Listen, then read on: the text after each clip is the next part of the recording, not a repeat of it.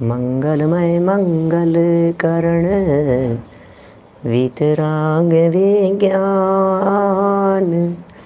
नमो ताहि जाते भये अरिहंतादिमान।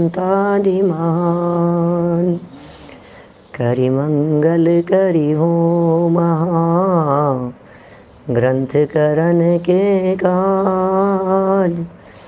जाते मिले समाज सब पावे निज पद राज। पावे निज पद राज। इस भवतरु का मूल एक जानहु मिथ्या भाव। ताको करि निर्मूल अब हरिये मोक्ष उपाव। हरिये मोक्ष उपाव। मोक्ष मार्ग प्रकाशक नामक ये ग्रंथ है। आचार्य कल्प पंडित प्रबल टोडरमल जी साहब की यह अनुपम रचना। और यहाँ आचार्य देव हमारी सूक्ष्म भूलों को निकालने का प्रयत्न कर रहे थे। क्या क्या भूलें इस जीव की हो सकती है उसको बतलाते हुए यहाँ हमारी सूक्ष्म भूल जो एक निश्चयाभासी जीव, व्यवहाराभासी जीव की भूलें हैं, और वस्तु स्वरूप के संदर्भ में ये स्वाध्याय करता हुआ भी व्यक्ति क्या क्या भूलें कर बैठता है, सो चर्चा यहाँ कर रहे हैं। काफ़ी चर्चाएं निश्चयाभासी जीव के बारे में हुई। तीसरी भूल के संदर्भ में चर्चा चल रही थी। पहली भूल है निश्चयाभासी जीव की, जिस भूल का नाम है अपने आप को सिद्ध समान मानता है। दूसरे प्रकार की भूल कही अपने आप को केवल ज्ञानी मानता है। और तीसरी भूल कही अपने जीवन में रागादि का अभाव मानता है। सो यहाँ तीसरी भूल की चर्चा चल रही थी कि मेरे पास तो रागादि है ही नहीं, मेरे अस्तित्व में रागादि नहीं है, ऐसा यह जीव समझता है। पेज नंबर 195 पर यह चर्चा यहाँ हुई है। 96 तक हम लोग आ गए हैं, 196 नंबर पेज तक। और पंडित प्रबल टोडरमल जी साहब ने कहा कि जिन लोगों की बुद्धि अंध हो गई है ना, अंधे लोग, अंध बुद्धि है जिनकी, ना समझ हैं, विवेकहीन हैं, रागादि प्रकट दिखाई देते हैं, अपने आप को रागादि से रहित समझते हैं। क्या होगा ऐसे रागादि से रहित समझने से? दो बहुत बड़ी समस्याएं खड़ी होगी। जो व्यक्ति अपने आप को बीमार नहीं समझता वो बीमारी का इलाज नहीं करता। जिस व्यक्ति को तकलीफ़ महसूस नहीं होती वो तकलीफ़ से छूटने का प्रयत्न नहीं करता। राग हमारे जीवन में है, राग हमारी विकृति है, और वो विकृति जब तक विकृति नहीं दिखाई देगी तब तक उस विकृति से मुक्त कैसे होगा? उस विकृति से मुक्त होने का एकमात्र उपाय यह है कि उस विकृति को विकृति स्वीकार करो, उस गलती को गलती स्वीकार करो, दोष को दोष स्वीकार करो। बड़ी सुंदर और मार्मिक बातें यहाँ कह रहे थे कि तू राग होने का भय नहीं रखता, क्योंकि मैं करता ही नहीं हूँ, मुझे डर नहीं है। होगा तो होगा राग, मैं क्या करूँ? गुस्सा आएगा तो आएगा, विकृति होगी तो होगी, मैं क्या करूँ? सब स्वयं तो मेहनत बने रहना चाहता है, कहता है मैं नहीं, तो कर्म के उदय से जैसा होगा होगा। तो एक तो राग करने का भय नहीं रहा, दूसरा राग को मिटाने का उपाय नहीं रहा, और स्वच्छंदी होकर के खोटे कर्मों का बंद करके अनंत संसार में रुलने की प्रवृत्ति इसकी दिखाई देती है। अनंत संसार में रुलता रहेगा, अनंत संसार में रुलता रहेगा। क्यों रुलता रहेगा? इसलिए रुलता रहेगा क्योंकि इसका राग को नष्ट करने का उद्यम ही नहीं है, राग नष्ट करने का इसका प्रयत्न ही नहीं है। ये चाहता ही नहीं है कि राग नष्ट करूं, क्योंकि मेरा है ही नहीं। ये बहुत बड़ी प्रॉब्लम यहाँ बतलाई गई। देखिए, इसी प्रकरण को थोड़ा सा आज और एक और नए एंगल से पंडित जी साहब प्रस्तुत कर रहे हैं, और वो एंगल है ये राग भाव जीव का है या पुद्गल का है। मुझे मालूम है बहुत सारे स्वाध्यायी आत्मार्थी लोग फटाफट पलट करके जवाब दे देते हैं ये तो पुद्गल का है, राग तो पुद्गल का है पंडित जी, राग जीव का थोड़ी ना, राग तो पुद्गल का है। क्या अकेले राग की बात नहीं है, द्वेष भी शामिल है, कषाएं भी शामिल है, विवाह भाव भी शामिल है, सारी विकृतियां उसके अंदर शामिल हैं। गुस्सा, मायाचार, छल कपट, छलदम्भ, लोभ, लालच सब शामिल है उसके अंदर। पर पदार्थों के साथ में अपनापन आदि न मालूम क्या क्या बातें, ये सब बातें शामिल है इस राग के संदर्भ में। ध्यान रखिए, सावधानी रखिए, ये राग को जीव का माने कि पुद्गल का माने, कि साहब शास्त्र क्या कह रहे हैं, आप तो शास्त्र की बात बतलाओ। मैं ये जो राग को पुद्गल का कहता हूँ, ये मेरे मन से नहीं कहता हूँ, ये बात मेरे घर की नहीं है, ये बात तो शास्त्र की है। टोडरमल जी साहब कह रहे हैं शास्त्र को पढ़ पढ़ करके ही तो तेरी ये मान्यताएं खोटी हुई है, शास्त्र को पढ़ करके ही तो तूने विकृतियां अपना ली है, शास्त्र को पढ़ करके ही तो तू गलत रास्ते पर चल रहा है। क्या प्रवीण जी साहब ख्याल में आ रही है बात? दिल्ली बोलो। राग को ये जो विकृत समझ रहा है ये जीव, ये राग को विकृत क्यों समझ रहा है? विकृत इसलिए समझ रहा है कि मेरा कुछ लेना देना नहीं है यार, ये पर का है, ये पर के खाते में डाल दो इसको, मैं करता हूँ, बस सीधी सी बात है। देखें यहाँ पंक्तियाँ पढ़ते हैं, पंडित जी हमारी भूलों को ज़रूर निकालेंगे, कुछ न कुछ विकृतियाँ जो हमारे हृदय में बनी हुई है ये ज़रूर निकलेंगी। देखिए पेज नंबर है 196, बीच में प्रश्न खड़ा कर रहे हैं। यहाँ प्रश्न है कि समय सार में ही ऐसा का है। मैं कोई मन से नहीं कह रहा हूँ, समय सार पढ़ता हूँ इसलिए कह रहा हूँ, बात समय सार की कह रहा हूँ। क्या समय सार में कहा है? वर्णाद्यावा राग मोहादयोवा भिन्ना भावः सर्व एवास्य पुंसः। क्या रागाद्या, राग आदि और वर्ण आदि, वर्णादि अनुरागादिते, वर्णादि भाव और रागादि भाव भिन्ना है, भिन्न है, सर्व एवास्य पुंस है, ये सभी भाव इस आत्मा से, पुंस है माने आत्मा, इस आत्मा से राग भी भिन्न है, पर भाव है, ये सारे प्रभाव भिन्न हैं। राग भिन्न है, राग परद्रव्य है, और इसी की व्याख्या में राग को पुद्गल का तक कह दिया गया है। तो मैं यदि राग को पुद्गल का मानता हूँ तो सही ही तो मानता हूँ, क्योंकि शास्त्र के अनुसार मानता हूँ। क्या देखिए क्या कह रहे हैं, इसका अर्थ वर्णाधिक अथवा रागाधिक भाव हैं, वे सभी इस आत्मा से भिन्न हैं। ओह, समय सार का हवाला देकर के बात कर रहे हैं। क्या कह रहे हैं, समझ में आ रही है क्या बात? वर्णादि जितने भी हैं ये सारे के सारे वर्णादि आत्मा से भिन्न हैं, तथा वहीं रागादिक को पुद्गल में कहा है। एक तो कह रहे हैं आत्मा से भिन्न है, दूसरा कह रहे हैं पुद्गल में कहा है, तथा अन्य शास्त्रों में भी आत्मा को रागादि से भिन्न कहा है। सो किस प्रकार? माने टोडरमल जी कह रहे हैं, प्रश्न उठाया है, ये समय सार का 37 नंबर का कलश शिष्य ने प्रस्तुत किया है। शिष्य सामने बात रख रहा है, शिष्य को गाथाएं याद है, शिष्य को श्लोक याद हैं, शिष्य के मुंह में आगम प्रमाण हैं, शिष्य आगम प्रमाण से बात करता है और पंडित जी तर्क युक्ति से बात करते हैं कि शास्त्र में रागादि से भिन्न आत्मा को कहा है और मैं ऐसे आत्मा का श्रद्धान करता हूँ और आत्मा रागादि से भिन्न है। देखो जरा जवाब दिया पंडित जी ने, भैया अनेकांत है, ये जैन दर्शन अनेकांतवादी दर्शन है। यहाँ जैन दर्शन में बातें अपेक्षा से कही जाती है, यहाँ जो बात होती है वो सापेक्षता से होती है। एक होती है वस्तु स्थिति, एक होती है लगावटी मिलावटी बात।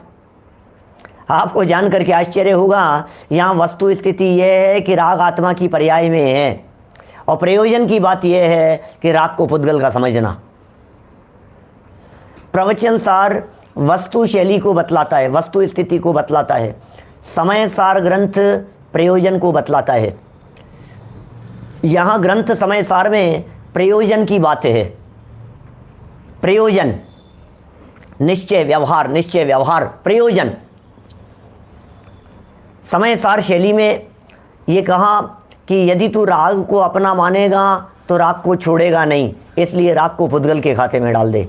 प्रवचन सारी ये कह रहा है कि तेरे छोड़ने नहीं छोड़ने से हमें कोई मतलब नहीं है, हम तो ये बतला रहे हैं वस्तु व्यवस्था क्या है। पर्याय किसकी है? चारित्र गुण की एक समय की विकृत पर्याय का नाम क्रोधादि, रागादि, विभाव और कषायें हैं। क्या कहा? ये जितने भी विभाव भाव दिखाई देते हैं ये किसकी पर्याय है? नक्की करो पहले, पर्याय किसकी है? एक तरफ जीव है, एक तरफ पुद्गल है। जो भी पर्याय होती है वो किसी न किसी द्रव्य की होती है, जो पर्याय होती है वो किसी न किसी गुण की होती है, किसी वस्तु की होती है। पर्याय माने होता है अवस्था, पर्याय माने है दशा, पर्याय माने है हालत। हम बात कर रहे हैं आपसे, जो पर्याय हुई है वो पर्याय किसी न किसी द्रव्य गुण की तो होगी, हवा में तो होती नहीं है। क्या वो पर्याय हवा में थोड़ी ना उत्पन्न हुई है? तो कहाँ उत्पन्न हुई है बतलाओ? माइक में कि नहीं?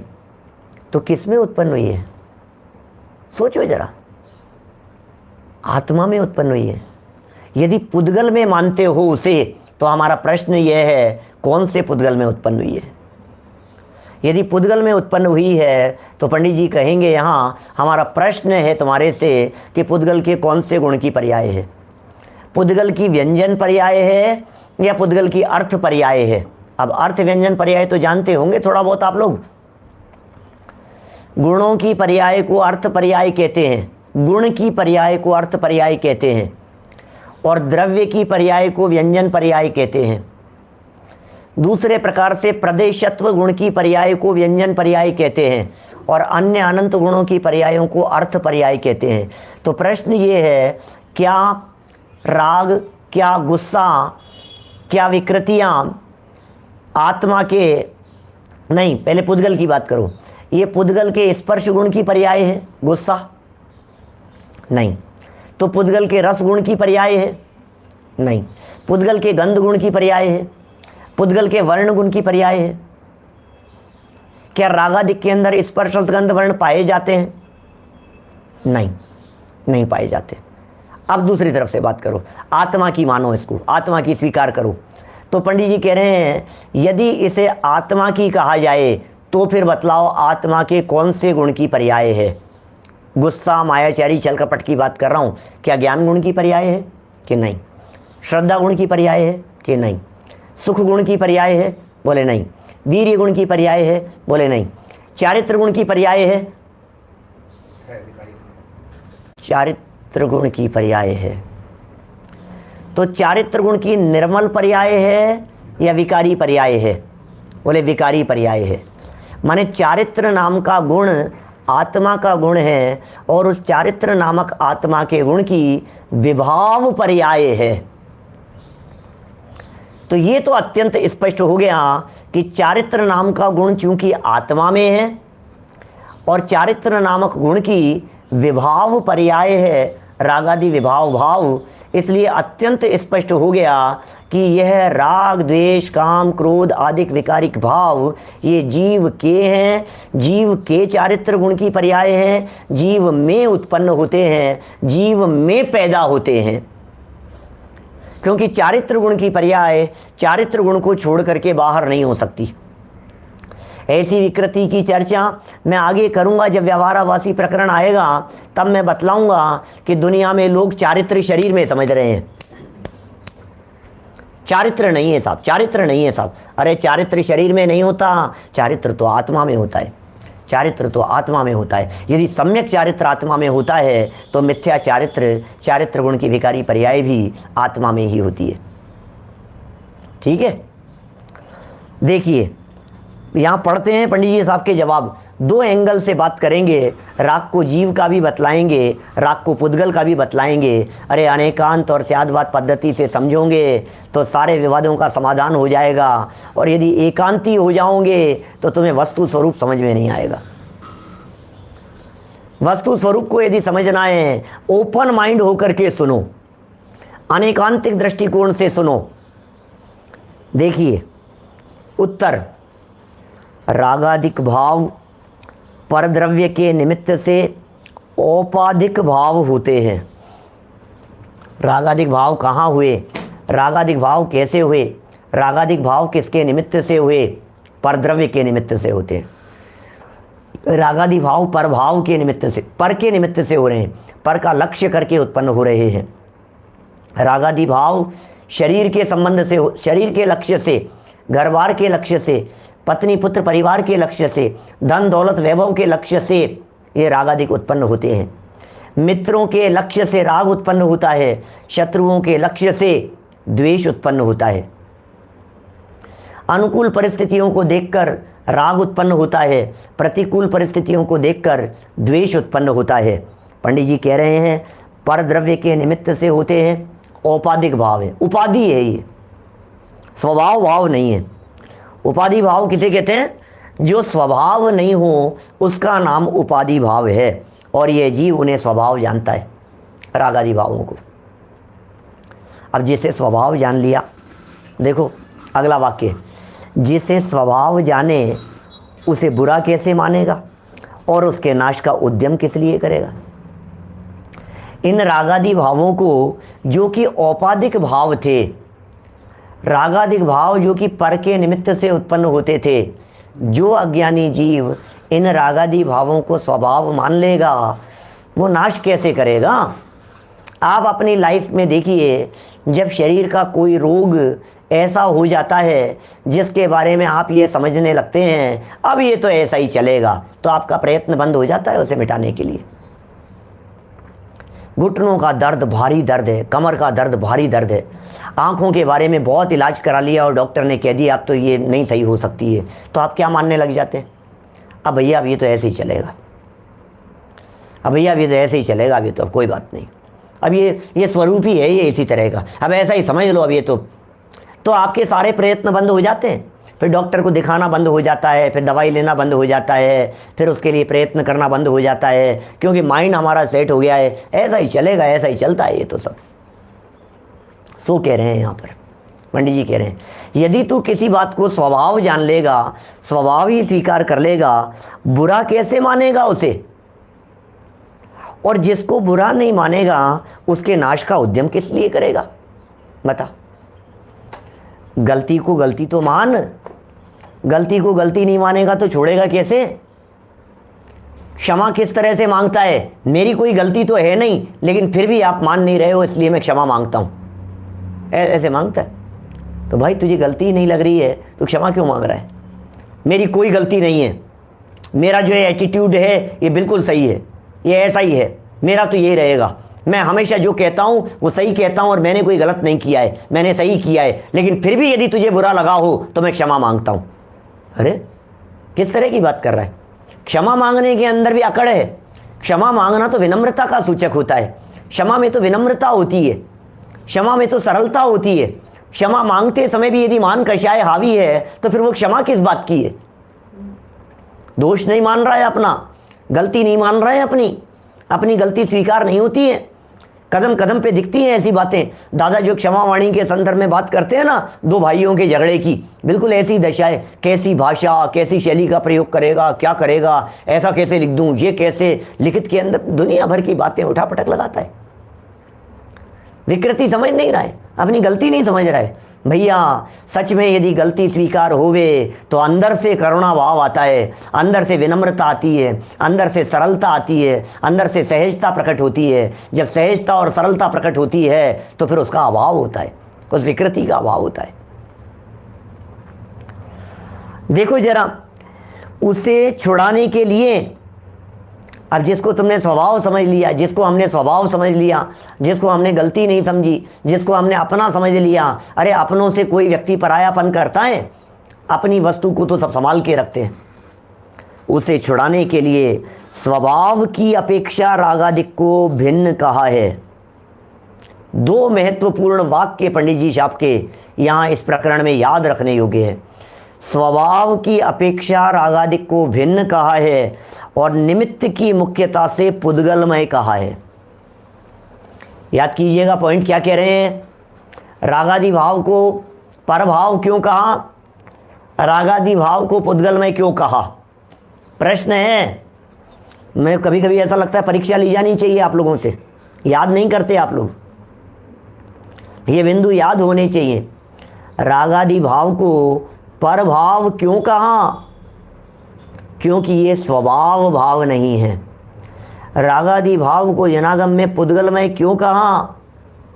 क्योंकि ये निमित्त की मुख्यता से, निमित्त की अपेक्षा से, निमित्त के लक्ष्य से, परद्रव्य के लक्ष्य से, पुद्गल के लक्ष्य से उत्पन्न होते हैं, इसलिए पुद्गल के। बेटा बहू का हो गया, कैसे? उसका अनुसरण करता है, वो उसका हो गया। रागादि पुद्गल के हो गए, क्योंकि रागादि कभी भी आत्मा के लक्ष्य से उत्पन्न नहीं होते। रागादि जब जब उत्पन्न होते हैं तो ये पर के लक्ष्य से उत्पन्न होते हैं। रागादि भाव जब जब उत्पन्न होते हैं तो संयोगों के लक्ष्य से उत्पन्न होते हैं, पुद्गल के लक्ष्य से उत्पन्न होते हैं। तो जो जिसके लक्ष्य से उत्पन्न होवे वो उसका, सीधी सी बात है, हम क्या कहें। राग किसका? कि पुद्गल का। क्यों है पुद्गल का?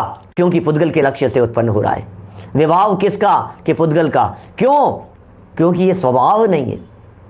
स्वभाव नहीं होने से परभाव है, और पुद्गल के लक्ष्य से उत्पन्न होने से, निमित्त की मुख्यता से उन्हें पुद्गलमय कह दिया गया है। देखिए साहब क्या कह रहे हैं यहाँ, जैसे वैद्य रोग मिटाना चाहता है। बहुत गजब की बात कह रहे हैं पंडित जी साहब। किसी को कहेंगे राग जीव का है, किसी को कहेंगे राग पुद्गल का है। लो, किसी को राग जीव का बतलाएंगे, किसी को राग पुद्गल का बतलाएंगे। क्या बात कर रहे हो आप? कुछ ठिकाना है आपका? कभी कुछ बोलते हो, कभी कुछ बोलते हो। आपको कुछ अकल है? कभी जीव का कहते हो, कभी पुद्गल का कहते हो। लोग हमारे इस स्यादवाद का मजाक बनाते हैं। अन्य मतावलंबी न्याय शास्त्रों में प्राचीन काल से ही हमारे इस स्यादवाद का मजाक बनाते रहे, स्यादवाद और संशयवाद कह करके पुकारते रहे। आपका ये जो स्यादवाद है ये संशयवाद है, आपका ये जो स्यादवाद है ये संशय है, शायद है। आपको खुद को ठिकाना नहीं है। कभी कहते हो जीव का है, कभी कहते हो पुद्गल का है। अरे भैया, अपेक्षा समझनी पड़ेगी, अपेक्षा समझनी पड़ेगी। क्या आप यदि अपेक्षा समझेंगे तो सारी वस्तु स्थिति स्पष्ट हो जाएगी, और आप यदि अपेक्षा नहीं समझेंगे तो महा अनर्थ हो जाएगा। जिनागम नाना अपेक्षाओं से कथन करता है, नाना अपेक्षा। अरे ये अपेक्षा भी मिल जाएगी कि आत्मा मूर्तिक है। बोलो, माने समझना गंभीरता से। आत्मा को मूर्तिक कह दिया, बर्दाश्त हो सकती है क्या आपको ये बात? आप स्वीकार कर सकते हैं क्या ये बात? आप मानने को तैयार हैं आत्मा मूर्तिक है? आत्मा को मूर्तिक कह दिया गया है, बिल्कुल कह दिया गया है। शास्त्र खोल करके दिखा सकता हूं आपको। आगम से बात कर रहा हूं, बिना आगम के कोई बात कहता नहीं हूं। सारी बातें शास्त्र प्रमाण और शास्त्र के दायरे में बोलता हूं। द्रव्य संग्रह, बृहद द्रव्य संग्रह, ब्रह्मदेव सूरी स्वामी की टीका, और उस टीका में वो कहते हैं कि ये जीव मूर्तिक है। अब बोलो आप क्या कहो? जीव को मूर्तिक कह दिया गया। और सब मूर्तिक तो एक ही द्रव्य होता है, रूपीण है पुद्गलाहा। आत्मा को मूर्तिक कैसे कहते हो? फिर अपेक्षा स्पष्ट की उन्होंने। संसार अवस्था में, कर्म बंधन सहित अवस्था में यह जीव मूर्तिक होता है। कर्म बंधन सहित जीव, शरीर सहित जीव, इसे मूर्तिक कहकर के पुकारा है।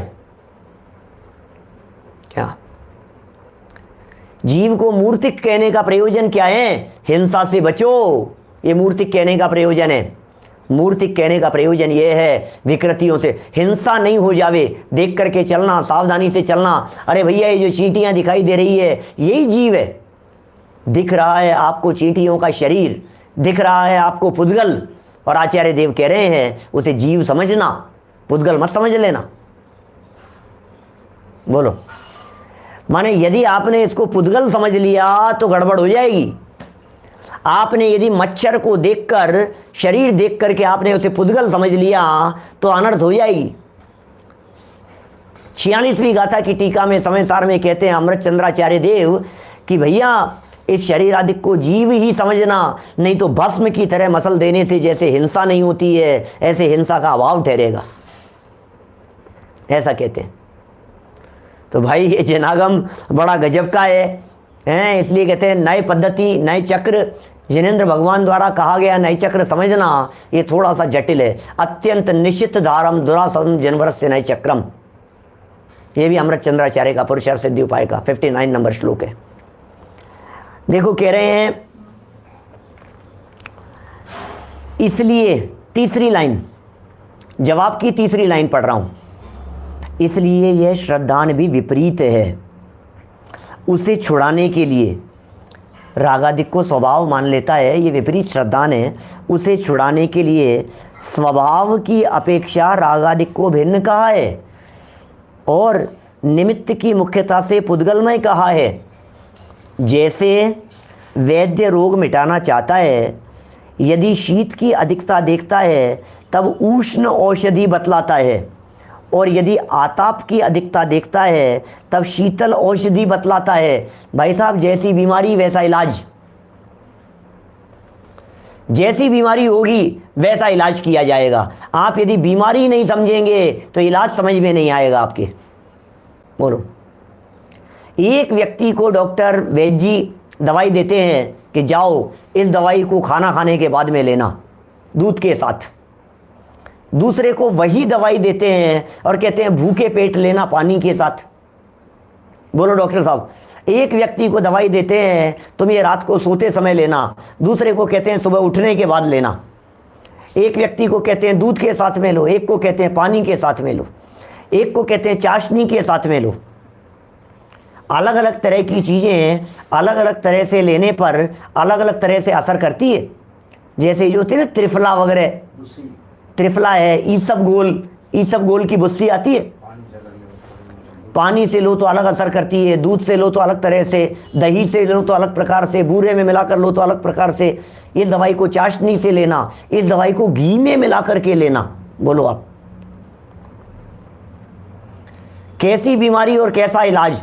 अरे यार, एक ही दवाई है, कभी उसको घी में लेने की कहते हो, कभी उसको चाशनी में मिला करके लेने की कहते हो, कभी उसको पानी से लेने की कहते हो। वैद्य जी, आपका दिमाग तो ठीक है कि हमारा तो ठीक है, हम जान रहे हैं रोग कैसा है, बीमारी कैसी है। अरे यार क्या बात करते हो यार, मैं बीमार हूँ और दवाई से तबीयत ठीक होती है, अब काहे का झगड़ा मचा रखा है आपने, इससे लो कि इससे लो।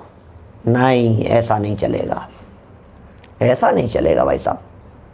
बोलो, कब्ज हो जाने पर अलग तरह से ली जाती है और दस्त हो जाने पर अलग तरह से ली जाती है, ऐसा है। वही चीज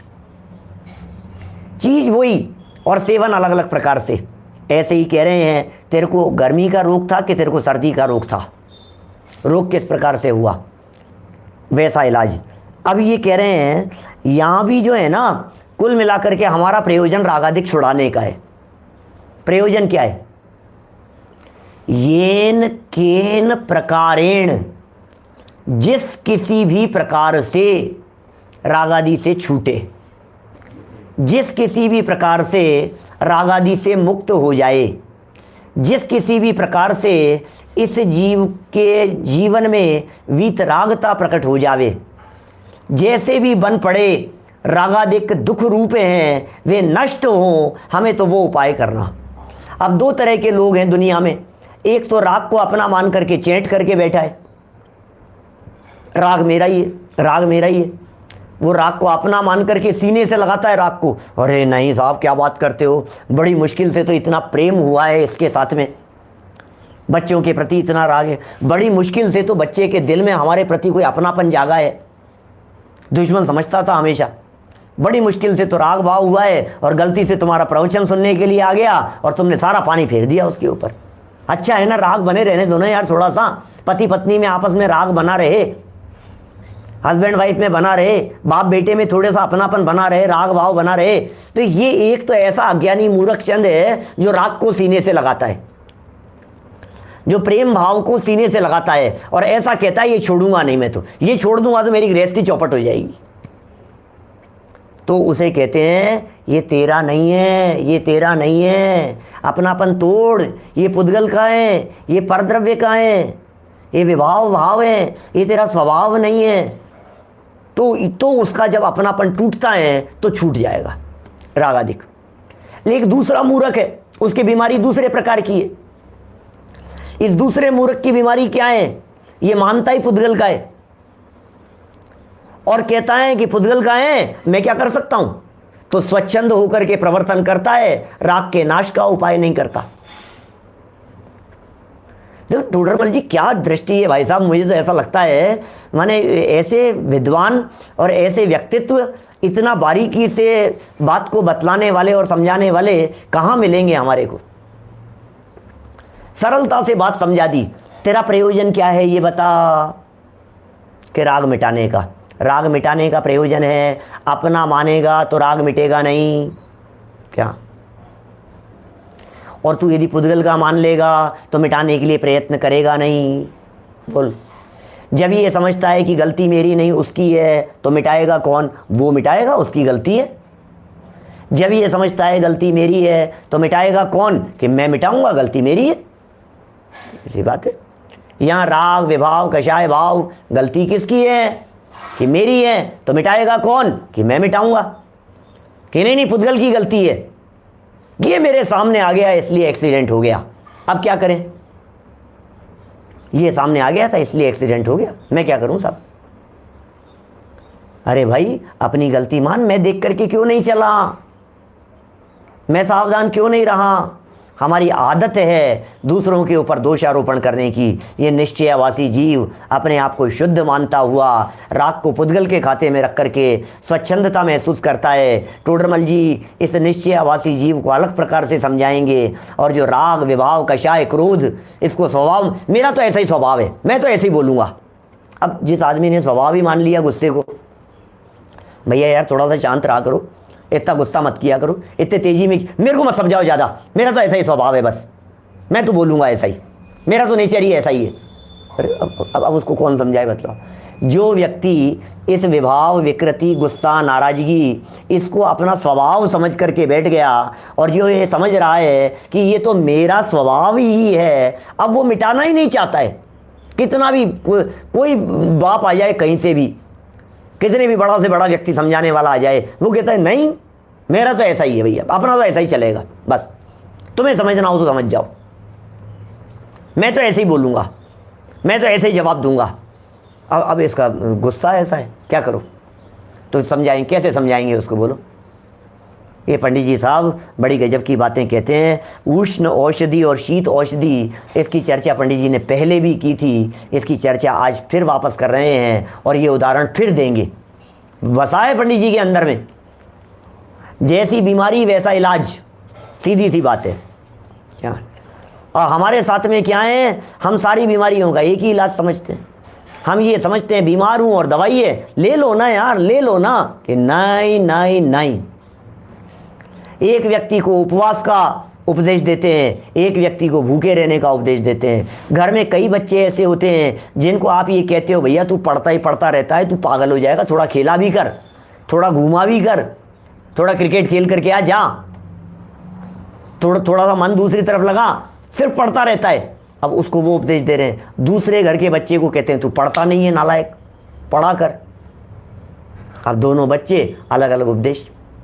एक बच्चा जो टाइफाइड से उठा है, उस बच्चे को हम उपदेश देते हैं नहीं अभी नहीं खाएगा ये चीज़, अभी हलवा नहीं खाएगा। और दूसरा जो कमज़ोर हो रहा है उसे डांट डांट करके ये हलवा ख़त्म हो जाना चाहिए चुपचाप। ठीक है, हो गया। एक को हलवा खाने को मना कर रहे हो, एक को हलवे को डांट करके खिला रहे हो। आप हो कैसे, समझ में नहीं आ रहा है भैया। घर गृहस्थी में इन बातों को हम बराबर समझते हैं क्या? हमें बराबर ये बातें ख्याल में आती है वस्तु स्थिति क्या है, हमें बराबर ये बातें समझ में आती है किसको कैसे टैकल करना है। हम बराबर इस बात को समझते हैं, मैं हैंडल कर रहा हूँ ना, मुझे पता है इसको कैसे समझाना है, इसको कैसे लाइन पर लाना है। तो टोडरमल जी समझते हैं तू राग को अपना मानता है या राग को पुद्गल का मानता है। टोडरमल जी के सामने आया है, तेरी नब्ज पकड़ेंगे। यहाँ निश्चयावासी देखा और निश्चयावासी देख करके नब्ज पकड़ करके पंडित जी साहब कहते हैं हम समझ रहे हैं तेरा इलाज कैसे किया जाएगा, अब तुम हमारे ऊपर छोड़ दो, हम सब इलाज कर देंगे। कि साहब आप इस तरह की बातें करोगे तो ये व्यवहारावासी हो जाएगा कि चिंता मत कर, उसका भी इलाज है हमारे पास में। कि साहब दोनों की भूलें निकालेंगे, व्यवहारावासी हो जाएगा कि चिंता मत करो, हम उसका भी इलाज करेंगे। बोलो दिलीप भाई, बराबर कह रहे हैं कि नहीं? टोडरमल जी जैसी दृष्टि चाहिए, बैलेंस चिंतन होना चाहिए, बैलेंस चिंतन। चिंतन में यदि बैलेंस नहीं है तो मारा जाएगा, क्या एकांतवादी हो जाएगा, अनर्थ कर लेगा। औषधि का इतना सुंदर उदाहरण देकर के पंडित जी अब इसको सिद्धांत पर घटित कर रहे हैं। देखिए आप, उसी प्रकार श्री गुरु रागादिक छुड़ाना चाहते हैं। पहले ये समझ लो आप, श्री गुरु का उद्देश्य क्या है, श्री गुरु का प्रयोजन क्या है, वो छुड़ाना चाहते हैं। जो रागादिक को पर का मानकर, दोनों एंगल से बात करेंगे पंडित जी, जो रागादिक को पर का मानकर स्वच्छंद होकर निरुद्यमी होता है, राग को पर का मान लिया, स्वच्छंद हो गया, निरुद्यमी हो गया, उपाय नहीं करता है, उसे उपादान कारण की मुख्यता से रागादिक आत्मा के हैं, ये उपादान कारण बतला रहे हैं, रागादिक आत्मा के हैं, ऐसा श्रद्धान कराया है। ये रागादिक आत्मा के हैं। वज्रसेन जी साहब क्या कह रहे हैं बोलो, आत्मा के हैं और ये उपादान कारण है। राग का उपादान कारण क्या है ये बताओ। परद्रव्य राग का निमित्त कारण है भैया, पुद्गल राग का निमित्त कारण है। उपादान क्या है, उपादान बोलो। उपादान की चर्चा करने वाले भी इसे पुद्गल का कह रहे हैं आज। ये क्या हो गया, हम उपादान की मुख्यता से बात करने वाले अपने आप को तो ये समझते हैं ना, हम तो उपादान वाले हैं, हम निमित्त वाले नहीं हैं। जब हम उपादान वाले हैं फिर भी हम ये कह रहे हैं कि ये राग पुद्गल का है। नहीं भाई नहीं, ऐसा नहीं है। उपादान की दृष्टि से देखो, यह परिणमति से करता, उस दृष्टि से देखो, चारित्र गुण की पर्याय की दृष्टि से देखो। उपादान माने वस्तु, जिस वस्तु, जो वस्तु उस कार्य रूप से परिणमित हो उसे उपादान कहते हैं। उपादान माने जहां कार्य संपन्न हुआ है, राग रूपी कार्य आत्मा में संपन्न हुआ है, इसलिए आत्मा उसका उपादान है।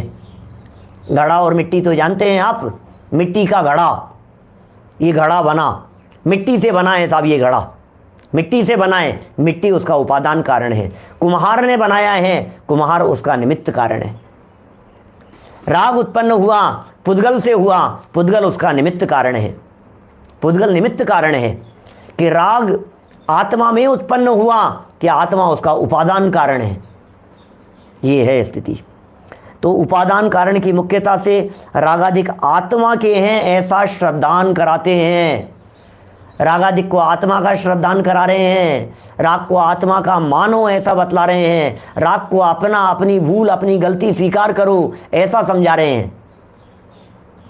किसको समझा रहे हैं, जो पुद्गल का समझ रहा था। तथा अब दूसरे व्यक्ति की बात करो, अब दूसरा आदमी कौन है। तथा जो रागादिक को अपना स्वभाव मानकर, अब दूसरा आदमी है, रागादिक को स्वभाव मानकर उनके नाश का उद्यम नहीं करता। मैंने कहा ना, गले लगाता है, अब नाश का उद्यम नहीं करता। स्वभाव मान लिया उसने, उसे निमित्त कारण की मुख्यता से रागादिक परभाव हैं। निमित्त की मुख्यता से कह रहे हैं, परभाव हैं, पुद्गल हैं, पौद्गलिक हैं, ऐसा कहते हैं, ऐसा श्रद्धान कराया है। कुल मिलाकर के पंडित जी साहब कह रहे हैं दो तरह के जीव हैं और दो तरह का श्रद्धान हमने यहाँ बतला दिया। क्या रागादि भाव को जीव का भी कह दिया, रागादि भाव को पुद्गल का भी कह दिया। पुद्गल का कहा किस लिए, निमित्त की मुख्यता से। जीव का कहा किस लिए, उपादान कारण की अपेक्षा से। ये दोनों बातों को अपेक्षा सही समझ लेना। देखिए 3 लाइन और पढ़ता हूँ, फिर उसके बाद में थोड़ा सा नए एंगल से बात करेंगे। इसलिए दोनों विपरीत श्रद्धानों से रहित, माने दोनों विपरीत श्रद्धान कौन से, आत्मा का स्वभाव भी नहीं है। नंबर 1, आत्मा का स्वभाव नहीं है एक चीज, और नंबर 2, आत्मा में ही उत्पन्न होता है। ये स्वीकार करो, अपने में उत्पन्न होता है लेकिन अपना स्वभाव नहीं है। मेरे जैसे प्रसिद्ध उदाहरण है घर में पैदा होने वाले चूहे का। घर में पैदा होते हैं लेकिन हमारे राशन कार्ड में उनका नाम नहीं है। हमारे घर के सदस्यों की वोटर लिस्ट में उनका नाम नहीं है, हमारे फैमिली मेंबर्स में उनका नाम नहीं है, घर में पैदा होने पर भी वे घर के सदस्य नहीं हैं। बोलो, पैदा यहाँ होने पर भी। अरे यदि पुत्री, हमारी पुत्री हो और वो पुत्री अपनी डिलीवरी करवाने के लिए पियर आई हुई हो और पियर में जन्म हुआ हो बच्चे का, तो भी जिस बच्चे का जन्म हुआ है वो हमारे घर के संपत्ति का वारिस नहीं है। बोलो, वो उत्तराधिकारी नहीं है। बेटी का बेटा है ना, वो उत्तराधिकारी नहीं है। हमारे घर में पैदा हुआ है, यही हुई है उसकी डिलीवरी, उसके बावजूद भी हम जानते हैं ये तो उनका है, ये तो उस खानदान का है। कितना बराबर इस बात का विचार विवेक रखते हैं। इसी तरह से कह रहे हैं राग उत्पन्न तो आत्मा में हुआ, राग उत्पन्न तो अपने में हुआ, लेकिन अपने में उत्पन्न होने पर भी अपना स्वभाव नहीं है। अपने में उत्पन्न होने पर भी इसने अपनापन पर में किया, इसलिए ये पर का है। मैं यदि और एक कदम आगे बढ़ करके उदाहरण को थोड़ा सा अलग एंगल से कहूँ तो बोलो, पुत्री जो है ये किसकी, माता की या पिता की? बोलो, ननिहाल में जाती है तो माता की बच्ची कहलाती है, घर में रहती है तो पिता की बच्ची, स्कूल में जाते हैं तो पिता की पुत्री कहलाती है। ठीक है, पुत्री का स्वामी कौन? स्वामी कौन? इस बच्ची का मालिक कौन है? आपको मालूम है? वो पिता उस बच्ची का स्वामी नहीं है। वो पिता जन्मदाता है लेकिन वो उसका स्वामी नहीं है। क्या बात कर रहे हो आप? तो कौन है स्वामी? कि स्वामी वो है जिसके गले में उस बच्ची ने वरमाला डाली है। क्या? स्वामी वो है जिसके प्रति उस बच्ची ने अपनापन किया है, वो स्वामी है। ऐसे ही कह रहे हैं ये राग रूपी पुत्री आत्मा की है, ये राग आत्मा की संतान है लेकिन विकृत संतान है। ये राग आत्मा की पुत्री है लेकिन इस राग का स्वामी कौन? कि इस राग का अपनापन किसके साथ में है? इस राग ने अपने वरमाला किसके गले में डाली? इस राग ने अपना स्वामी किसे स्वीकार किया? कि बोले राग ने अपना स्वामी पुद्गल को स्वीकार किया। बोले ये राग जो है पुद्गल का है। बात ख्याल में आ रही है नितिन भाई? ये जो राग है, इस राग ने अपनापन, राग के अपनेपन की धारा, राग के अपनेपन की वृत्ति पर के साथ में दौड़ रही है, पुद्गल के साथ में दौड़ रही है। राग ने जन्म होते ही, जन्म ही कैसे हुआ? पर के संपर्क से जन्म हुआ। ऐसा है। देखिए यहां क्या कहा, दोनों विपरीत श्रद्धानों से रहित होने पर सत्य श्रद्धान होगा, तब ऐसा मानेगा। क्या मानेगा? सुनना, कि रागादि भाव आत्मा का स्वभाव तो नहीं है। अब सही मान्यता, मान्यता सुधरवा रहे हैं, अपनी गलती सुधरवा रहे हैं। तब ऐसा मानेगा कि रागादि भाव आत्मा का स्वभाव तो नहीं है, कर्म के निमित्त से आत्मा के अस्तित्व में विभाव पर्याय रूप से उत्पन्न होते हैं। विभाव पर्याय रूप से उत्पन्न होते हैं। निमित्त मिटने पर इनका नाश होने से, जब निमित्त मिट जाएगा, इनका नाश होने से स्वभाव भाव रह जाता है, इसलिए इनके नाश का उद्यम करना। क्या ख्याल में आ रही है बात? निमित्त मिट गया, हम कहते हैं पर का लक्ष्य छोड़ दे, तेरे रागादि भाव उत्पन्न होना बंद हो जाएंगे। पुद्गल का लक्ष्य करना बंद कर दे, देह से दृष्टि हटा दे, संयोगों से दृष्टि हटा दे, तेरे रागादि भाव उत्पन्न होना बंद हो जाएंगे। ये रागादि भाव विभाव हैं, इन्हें मिटाया जा सकता है, इन्हें नष्ट किया जा सकता है। ये रागादि भाव नष्ट हो सकते हैं। इन रागादि भावों को नष्ट करने के लिए तुझे अपने स्वभाव को देखना होगा। कर्म के निमित्त से हो रहे हैं, कोई बात नहीं, मत देखो जरा उसे। क्या ये अच्छे नहीं है, ये मानो आप, ये रखने योग्य नहीं है, ये अपनाने योग्य नहीं है, ये आस्तीन के सांप है, ये घर का भेदी है, ये विकृति उत्पन्न करने वाले हैं, ये विभाव उत्पन्न करने वाले हैं, ये आत्मा का घात करने वाले हैं। इनके साथ में आत्मा का बद्ध घातक संबंध का है 74वीं गाथा में समय सार, बद्ध घातक संबंध वाले हैं। 72वीं गाथा में दुखस कारणत्य, दुख रूप हैं, अशुचि हैं, विकृत हैं, ये ऐसा जानो इनके बारे में। तो ये कह रहे हैं इनका निमित्त मिटने पर इनका तो नाश हो जाएगा और स्वभाव अपना शुद्ध और पवित्र बना रहेगा, इसलिए इनके नाश का उद्यम करना। अब बहुत सुंदर आगे बात कही है कि साहब कर्म के निमित्त से होते हैं, कर्म कर्म कर्म, ये विभाव भाव हो रहे हैं, तो इन विभाव भावों को कैसे नष्ट करें, विभाव भावों को नष्ट करने का उपाय क्या है, बुद्धिपूर्वक उपाय क्या है, इसकी बड़ी सुंदर चर्चा कल के प्रकरण में होगी। आज की बात को हम इसी भावना के आधार पर विराम दे रहे हैं कि न तो राग को अपना स्वभाव समझना, न ही राग को पुद्गल का मान लेना, एक मध्यम मार्ग जो बैलेंस पंडित जी ने कहा है उस रूप से इस बात को स्वीकार करना। जय जिनेंद्र। दोपहर की सभा में 3:30 बजे क्षत्र चूड़ामणि ग्रंथ चल रहा है। परसों से शुरू किया है, 2 प्रवचन हो चुके हैं। जीवनधर चरित्र है, जीवनधर स्वामी की चर्चा है, उसमें प्रथमानुयोग की कथा है, न्याय नीति और कहानियों के माध्यम से बतलाई है। 2 साल पहले के प्रवचन हैं, आप लोग अवश्य उसका लाभ लेवें। और शाम से आज हम शुरू कर रहे हैं पुनः हमारा पुरुषार्थ सिद्धि उपाय, जो 10-12 दिन से रुका हुआ था, वो पुरुषार्थ सिद्धि उपाय ग्रंथ यथावत आगे बढ़ेगा, सो आप अवश्य लाभ लेते रहें। निर्वाणी। निज निधि निज में बताई, यह अनंत उपकार है, उसके लिए जिन वाणी माँ को वंदना शतबार है, वंदना शतबार है। 9 वर्णम करना।